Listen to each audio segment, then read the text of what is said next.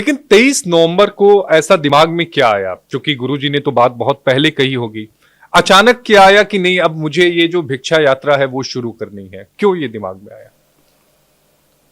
जातियों में बटा हुआ समाज बहुत जगह नुकसान उठा रहा था। कैसे? आप जब चुनाव का विश्लेषण करते हैं तो एक विश्लेषण होता है जिसमें आप कहते हैं कि मुस्लिम बहुल्य क्षेत्र, और एक क्षेत्र में आप कहते हैं यह ठाकुर इतना है, ब्राह्मण इतना है, जाट इतना है, यादव इतना है, गुर्जर इतना है, वाल्मीकि इतना, दलित इतना। एक तरफ आप कभी नहीं कहते सिया इतने, सुन्नी इतने, अंसारी इतने, पसमानदा इतने, अहले हदीस इतने, कमरिया इतने, गोसी इतने, ज्ञाना इतने, पसमानदा इतने, आप कभी नहीं कहते, आप कहते मुस्लिम इतने। तो जब आप उस दृष्टिकोण से एक कौम को देखते हैं, हम चाहते हैं कि एक कौम को भी उसी दृष्टिकोण से देखा जाए।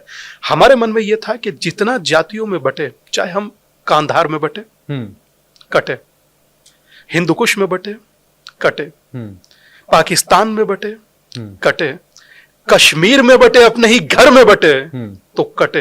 अच्छा, कटने का अर्थ तलवार से मत लीजिएगा, ये भी मैं आपको पहले स्पष्ट कर दूं। कटने का अर्थ अपनी जड़ों से, अपने संस्कार से, अपने परिवार से, अपने व्यवहार से, अपने मित्र बंधुओं से कटना भी कटना ही होता है। पाकिस्तान के अंदर सिंध एक जगह है, सिंध के अंदर सिंधी पंजाबी एलीट माने जाते थे, विद्वान और पैसे वाले, 6 महीने में साफ हो गए। कश्मीर के अंदर वो जिन्हें हम लोग कश्मीरी पंडित कहते हैं, वैसे मैं उन्हें हिंदू कहता हूं, 6 महीने के अंदर साफ हो गया। और वर्तमान जिन्हें केरला फाइल और कश्मीर फाइल झूठ लग रही थी, बांग्लादेश फाइल लाइव चल रही है, वो देख लें। क्या वहां किसी से जाति पूछी जा रही है? मुझे नहीं लगता कि कोई जाति पूछ रहा है। ऐसा तो नहीं है कि दीपांकर जी आप बटेंगे तो कटेंगे नारे से प्रभावित हो गए?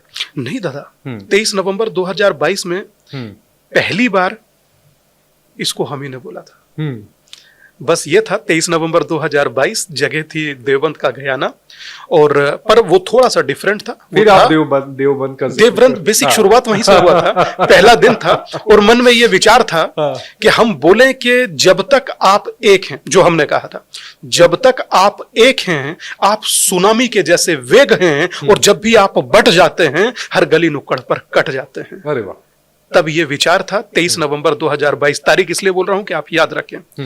आज इस विषय को देश के शीर्ष पर बैठे लोग अगर बोल रहे हैं, अगर आदरणीय मुख्यमंत्री जी ने कहा कि बटेंगे तो कटेंगे, मैं उसका अक्षरशः स्वागत करता हूं। उन्होंने तो एक, जैसे कहते हैं ना कि एक बेजुबान की वाचा को एक नए स्वर दे दिए। अगर कोई पीएम की पोस्ट पर बैठकर देश के यशस्वी मंत्री कहते हैं एक है तो सेफ हैं, मुझे लगता है इस यात्रा को सबसे बड़ी आधारशिला उन्होंने प्रदान कर दी। अगर संघ प्रमुख कहते हैं कि संगठित होना ही होगा, जातियों में ना बटकर, एक कुआं, एक शमशान और एक भगवान, तो मुझे लगता है कि एक सन्यासी को इससे बड़ी भिक्षा कोई मिल ही नहीं सकती। आचार्य दीपांकर जी, हजारों किलोमीटर लंबी यात्रा आपने की, लोग मिलते होंगे, लाखों की तादाद में आपसे लोग मिले होंगे, लोगों का क्या रिएक्शन रहता है? 2 बताता हूं आपको, जो 2 मेरे बड़े मार्मिक और करीब हैं। 4 दिन पहले लखनऊ से आ रहा था, एयरपोर्ट पर रुका तो लाउंज में बैठे थे, 5-10 मिनट का टाइम था फ्लाइट आने में, निकलने में, तो उन्होंने कहा बैठिए तब तक। तो एक कोई सेना के ऑफिसर थे, अच्छा, नाम उनका कहूंगा नहीं क्योंकि सबकी प्राइवेसी होती है, उन्होंने कहा कि मैं मिलना चाहता हूं। हमने कहा कि आइए, कोई बात नहीं। तो लाउंज में आए, उन्होंने 2 बात 2 मिनट के लिए कही कि अगर भगवान भी मना करे तो ये यात्रा मत रोकना। अरे, ये पहला शब्द उनका था। बोले कि हम लोग सिर्फ तिरंगे के आगे झुकते हैं, मैं दिल से आपको प्रणाम करता हूं, पहला। दूसरा, हम दिल्ली से निकल रहे थे तो एयरपोर्ट सिक्योरिटी क्रॉस करते हैं, सिक्योरिटी में एक व्यक्ति थे, उन्होंने आकर कहा कि ये यात्रा मत रोकिएगा। और एक किस्सा, हिमाचल से लौट कर जब आ रहे थे, तो वो किस्सा वाकई दिल के करीब है। हमारी टिकट कंफर्म नहीं थी, 2-3 की वेटिंग थी, हम चुप से खड़े हुए थे। 2-4 महिलाएं, 2-4 पुरुष उठकर आए, बोले कि आप यहाँ क्यों खड़े हैं? हमने कहा हमारी टिकट कंफर्म हो जाए, अभी होने वाली है, तो टीसी साहब हमें बताएंगे तब हम बैठ जाएंगे। बोले कि वहां 10 सीटें खाली पड़ी हैं। बोले जो सन्यासी हमारे बच्चों का लड़ाई लड़ रहा हो और भारत को संगठित करने के लिए काम कर रहा हो, हम बैठे रहे और वो खड़ा रहे, इससे ज्यादा बढ़कर हम लोगों के लिए दुखद नहीं हो सकता। तो यकीन मानिए आशीष भाई, मेरी यात्रा की सबसे बड़ी कमाई, सबसे बड़ी दौलत, सबसे बड़ी मुझे लगता है कि जीवन की पूंजी, यही सब प्यार है जो मिलता है। एक और आपको सीक्रेट बताता हूं इसी यात्रा का। इस यात्रा ने 780 दिन पूरे किए। इस यात्रा में किसी से 1 रुपया नहीं लिया गया, आप जानते हैं? चवन्नी नहीं। ये आपके पॉडकास्ट पर बड़ी जिम्मेदारी से कह रहा हूं कि कोई उठकर कहे कि स्वामी दीपांकर को मैंने जीवन में कभी 1 रुपया दिया, हमने कभी नहीं लिया। ये यात्रा गुरुदेव की है, ये यात्रा महादेव की है, ये यात्रा सनातन को संगठित करने की है। तो ये यात्रा यूं ही चलेगी, चाहे जीवन के अंतिम क्षण तक करना हो, जब तक प्राउड से सब लोग स्वयं को हिंदू ना कहने लगे। जब अमेरिका से राष्ट्रपति पद की उम्मीदवार स्वयं को तुलसी गबाड़ कहती है I am proud Hindu, Rishi Sunak आते हैं ब्रिटेन से, कहते हैं आई एम प्राउड हिंदू। उस समय में स्वामी विवेकानंद कहते थे शिकागो में, मुझे हिंदू होने पर गर्व है। और स्वर्गीय श्रद्धेय अटल जी कहते थे कि हिंदू तन मन, हिंदू जीवन, रग रग हिंदू मेरा परिचय। तो जिसमें तमाम नदियां आकर गिरे वो सिंधु हैं हम।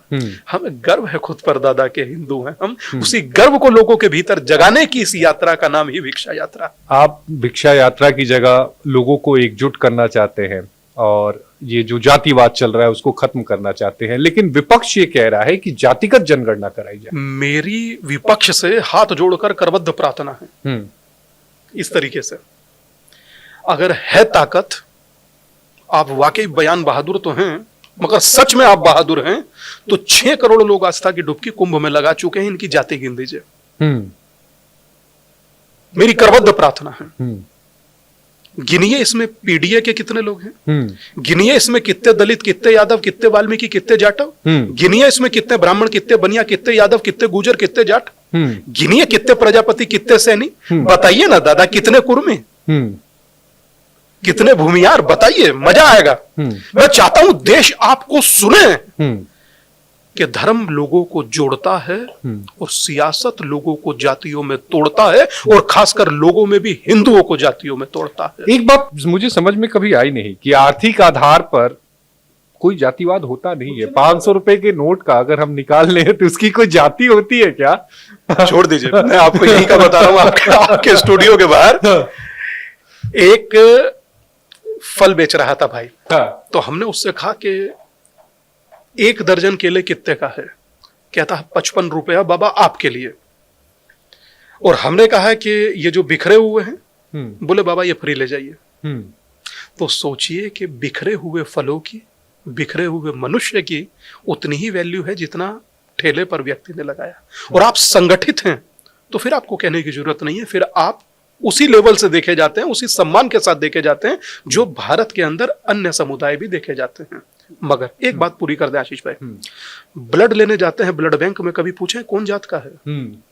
वहां तो धर्म भी नहीं पूछते, कुछ नहीं, छोड़ दीजिए। गंगा में स्नान कर रहे हैं लोग प्रयाग में, कौन बाजू में नहा रहा, कौन पूछ रहा है? आप बैठ कर जाएंगे ट्रेन में, बाजू में कौन बैठा, कौन पूछ रहा? प्लेन में जा रहे हैं, बाजू में कौन बैठा, कौन पूछ रहा? पूछ रहा कौन है? एक शब्द है कास्ट,